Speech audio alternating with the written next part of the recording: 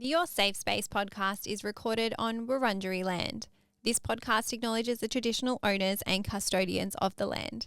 Always was, always will be Aboriginal land.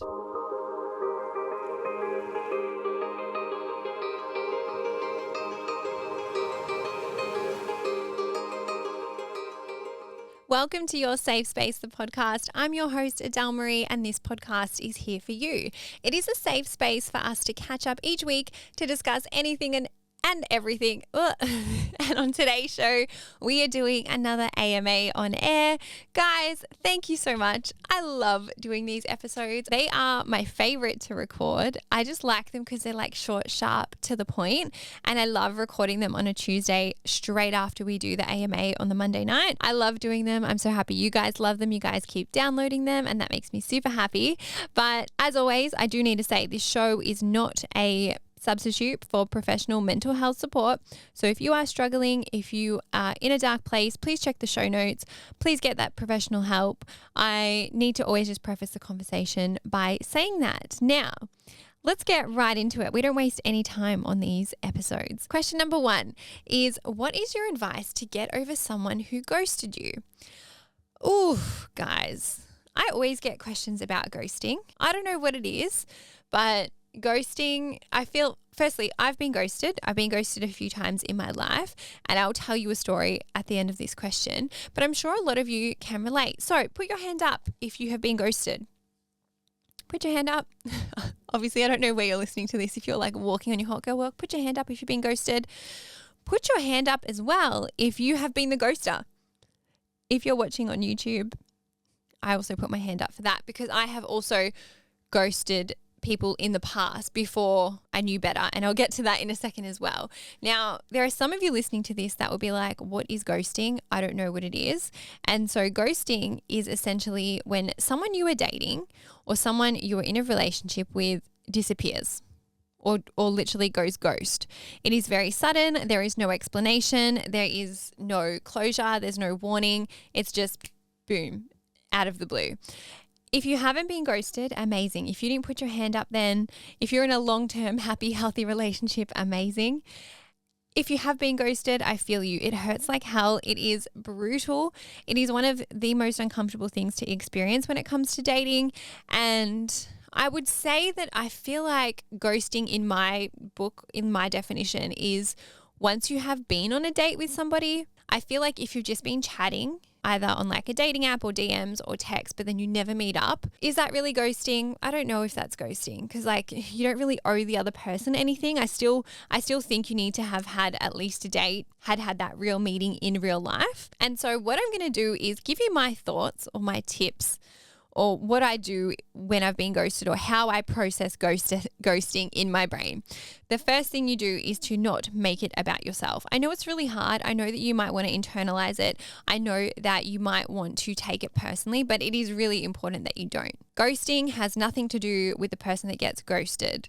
Ghosting has everything to do with the person doing the ghosting. Secondly, the way I look at it is from a perspective of communication. In dating, honesty is like the most basic form of communication. I'm going to say in life, honesty is one of the most like basic forms of communication that I firstly expect from people or I want from people. And I really value it in a relationship dynamic.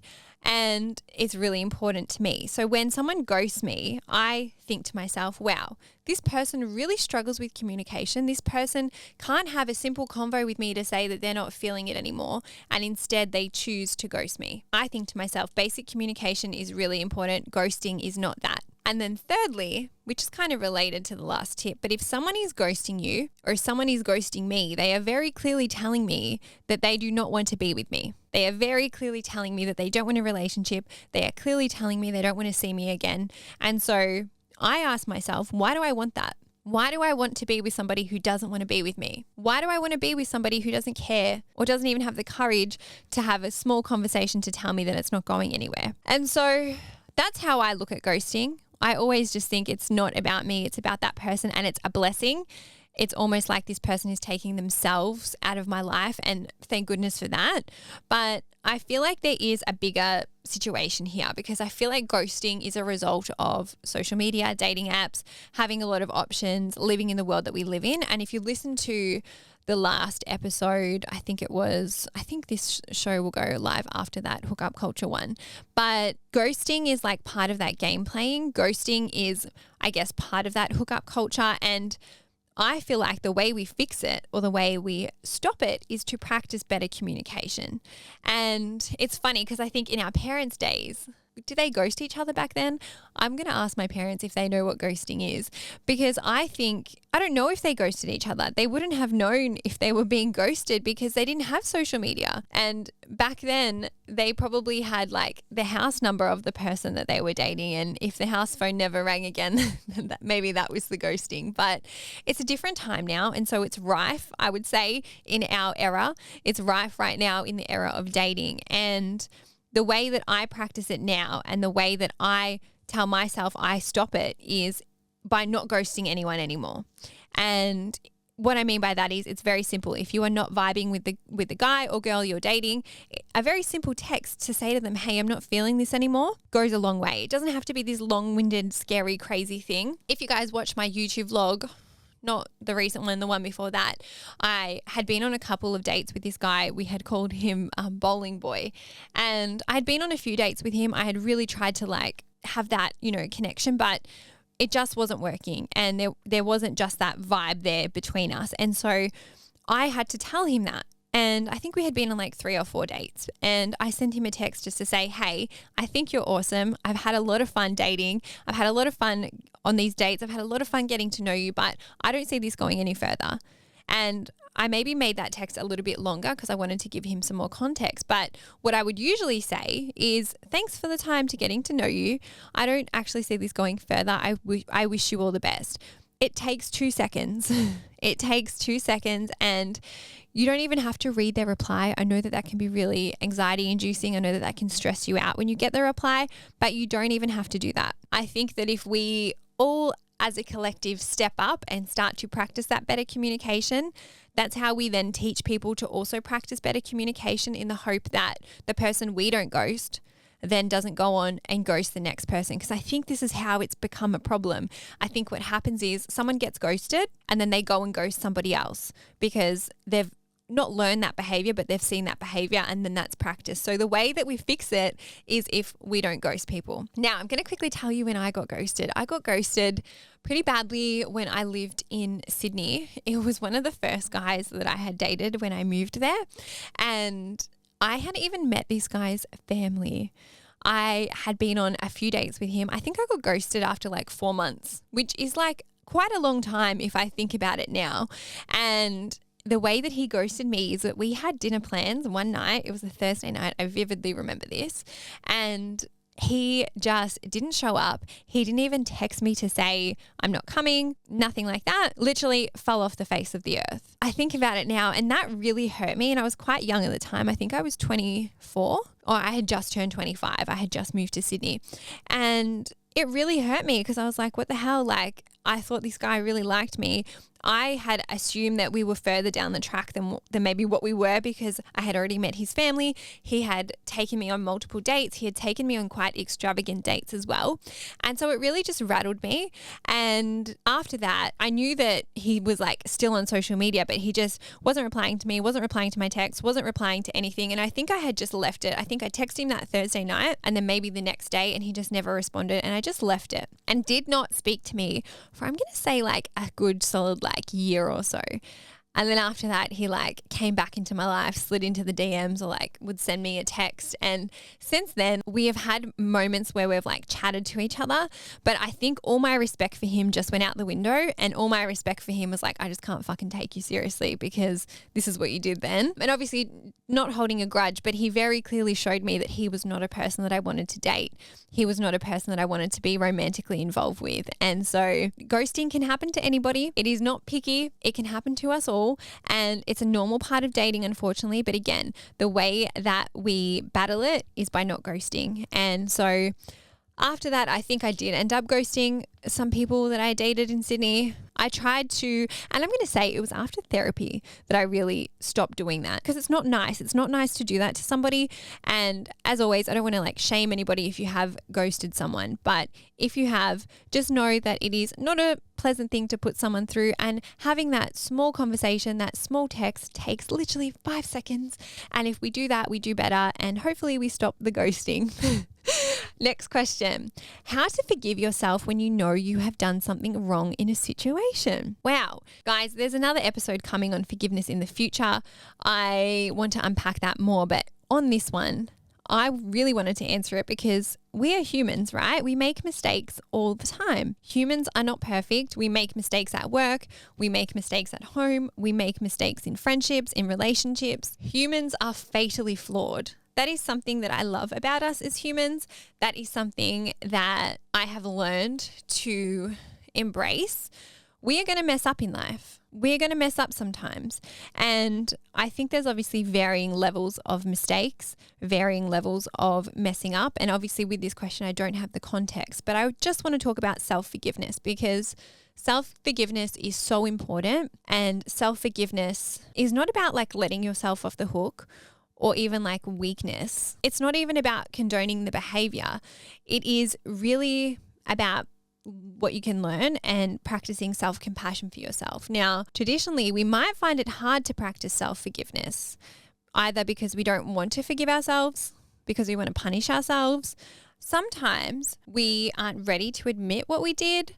Sometimes we are feeling a lot of guilt. Sometimes we are even scared of losing something or someone. And so I've got some tips when it comes to self-forgiveness. And the first one is accepting what you did. It takes time to process. It takes time to move through. I would also add that most mistakes we make are forgivable and not worth beating ourselves up about it. And so it really is important to let the guilt come up, let the self-doubt come up, let the critique come up. It is always better to feel it and let it pass. And the way that you let it pass is by labeling what you're feeling, by labeling exactly what it is that you are feeling. My second tip is to make sure that you learn from it. And this looks like understanding why you made that decision. Ask yourself what you learned. Ask yourself what led you to making that decision or that choice or that mistake. Ask yourself if it was avoidable. Ask yourself what you would do differently next time. And then thirdly, own it. Take accountability, take responsibility, accept it, admit it. And that also looks like accepting the consequences as well, and accepting the consequences with grace. I made a pretty big mistake last week in a campaign that I filmed for a brand, and I felt terrible because it was my fault. I didn't read the brief properly. I was very apologetic to my manager and I took full responsibility. I didn't try to shift the blame. I literally said, I did not read it. I fucked up. Like, this is on me. And so trying to come to a way that I could fix it or make it right and accept whatever consequences there were, I think helped me in that situation.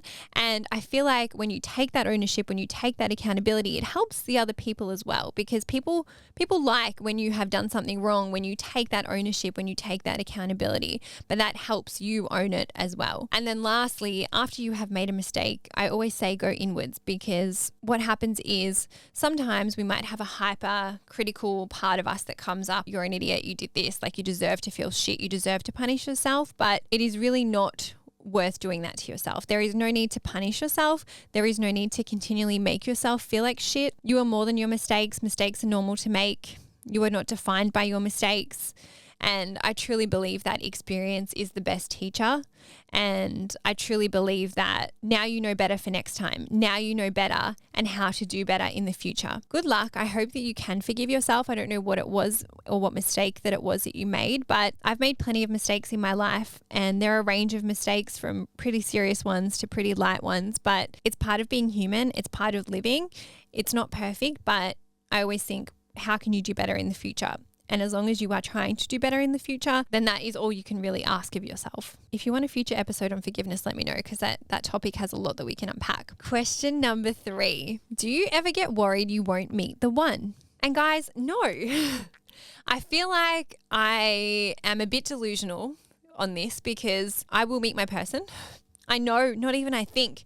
I know I will meet my person. I don't know why, but I just know it. And I also think there's like this peacefulness that has come to me because I really love my life. I'm really happy with my life. I'm really content with my life. And if I wasn't to meet somebody in this life, that doesn't bring me pain. And I've accepted that. I don't have a fear of ending up alone. I don't have a fear of never meeting somebody. And I know that might shock people because people are like, oh my God, she's 29 and doesn't have a boyfriend. She's running out of time. And some people think that being single is the worst thing in the fucking world, but I don't. I have a lot of peace in my life. I live a really good life. I have a life that feels good to me. I also have a lot of love in my life, and I feel like love doesn't always necessarily need to come from a relationship. Yes, it's nice if it comes from a relationship, but if I could look into the future and see that there wouldn't be no love for me in that way, it wouldn't change anything because I've still got so much love in other ways. And I have love in my family, in my friends, in my dog, in my routine, in what I do for work, in what I do for joy, in what I do for fun. And I think I'm pretty good at filling my cup up, and I think I'm pretty good with the self-care, and I think I'm pretty good at cultivating that happiness for myself. And I guess what I would do is I would just make myself my one, which I kind of already do. You guys would see I buy myself flowers. I actually haven't done that for a while. I might do it after I record this. I really don't have that fear. And I would say if you are feeling that fear, go inwards and unpack why. What scares you about it? And all the things that scare you about it, go and then do that for yourself. Go and then practice that on yourself. Pour that into yourself, because I always say like your self-worth or your self-confidence should not be defined by your relationship status. Yes, it is nice to have that connection with somebody, but it's not the be all end all. And there are many other ways that you can get that connection or pour into yourself or look after yourself. And as a side note too, I have many stories or examples where people later in life have met their partner, or people have even been married and then gotten divorced and then met their new partner. So I feel like the one is not just one. I feel like, again, that kind of even goes to like the soulmate thing. You could have multiple loves in your lifetime. You could have different love from elsewhere in your lifetime. You could meet the love of your life at freaking 50 years old. For me, I'm choosing not to lose hope, but I'm also trying to do what I can to make my life feel good and make me feel love in other ways so that my cup is full. And I really want you guys to come in the Facebook group. If you are listening to this, if you have a story where you found multiple loves in life or you found love later in life, please come and share it, because I think it'd be nice for other people to read that if that is something that they struggle with. But no, I don't ever get worried that I won't meet the one. And then our last question for this episode is, what are your favorite ways to de-stress? And I love this because we all feel stress. I feel like we've all lived in stressful times. Stress is very normal to feel and experience. The other thing I want to add before I get into the question is intense stress, intense anxiety, intense worry for an extended period of time is more serious. And I would really recommend chatting to your GP or checking the show notes if you can resonate with that. So again, there's like a spectrum. Stress on one end is okay. The other end, where it's like really heavy stress, really heavy panic, really heavy anxiety for a long period of time, that is when I would say you may need some professional help to help you manage that.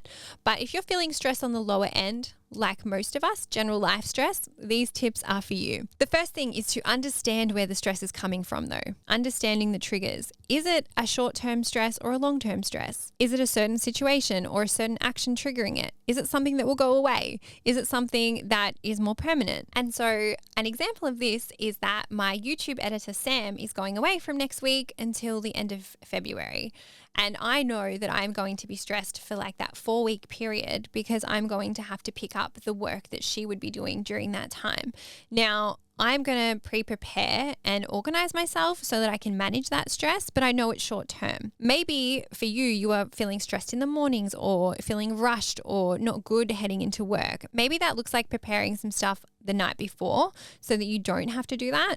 Or maybe you're feeling a lot of stress from your job and maybe you're realizing that maybe this job is not something that you can do full time or long term. And so I think it really depends on what the trigger is. If it is like minimal or short term, some of this stuff can help you manage that. But if it is really long term, some deeper things might need to change. Some things might have to change so that you can look after your health. And so here are my top tips. The way that I manage general stress on a day-to-day basis is by firstly writing a list. I use a list system. I've spoken about this a few times. I have like 5 things on my list every day that I need to get done. It's like the main things. And I tick that off as I go. And that helps me just see it physically, what I need to do. And as I'm ticking it off, it de-stresses me as well. I'm a big fan of the list system. Sometimes I will take a walk. I'll go around the block or go around the house. Any exercise is really good for you if you're feeling stressed, and that's why I love the gym. But even dancing, putting on your favorite song and dancing can help you de-stress as well. The other thing I love doing is to practice some deep breathing. So I do this a lot on the podcast where I'm like, take a deep breath. That wasn't a deep breath. Take a deep breath with me. Relax your shoulders. Relax your jaw. Take another deep breath. That feels good. I also love practicing some meditation. So I've spoken about this a few times too. 2 to 3 minutes. You can find really short ones on YouTube. I will record some for you on this podcast this year. They do actually help. The more you do it, the better you get and the less stress you feel. It like compounds over time. So breathing and meditation, I highly recommend both of those. Then I always look at the basics. How is your food? How is your sleep? How is your water? Do you need food? Do you need sleep? Do you need water? Maybe you need a hug. Sometimes stress is heightened when we are hungry, when we are tired, when we are angry, when we are lonely. Are there any things that you can do in those areas to relieve the stress there? There are also other ways, other self-care acts that you can do. So having a cup of tea, running a bath, listening to music, working on your hobby, taking a break from whatever the stressful thing is in your world. These things will help empty the bucket. And I think if you look at stress as like, if you look at your life is like a bucket, right? And stress is like water coming into the bucket. All of these things help scoop out the water. So my advice is to find the things that help scoop out the water. I am going to put a post out for this episode in the group. Come and share your favorite ways to de-stress. Oh, the other thing I wanted to add in there, and it wasn't on my list, but sex or self-pleasure also can help you de-stress. And so that's my last tip on that. But I want you to come into the Facebook group to please let me know what your self-care tips are, how you de-stress, ways that you look for it. But I will definitely say, please make sure that you are looking at the bigger picture, because sometimes when we are feeling really stressed or a lot of stress, there's actually a root cause there. And it's always better to get to the root cause than just Band-Aid over with some self-care. But thank you guys for joining me on this show. I've had the camera die on me like 3 times so far. It's overheating. I don't know why. Maybe because it's a very hot day while I'm recording this. But I will wrap the show up here. I hope that you enjoyed it. Come and join us in the Facebook group if you haven't. Follow us on Instagram if you haven't. It's Your Safe Space Pod everywhere.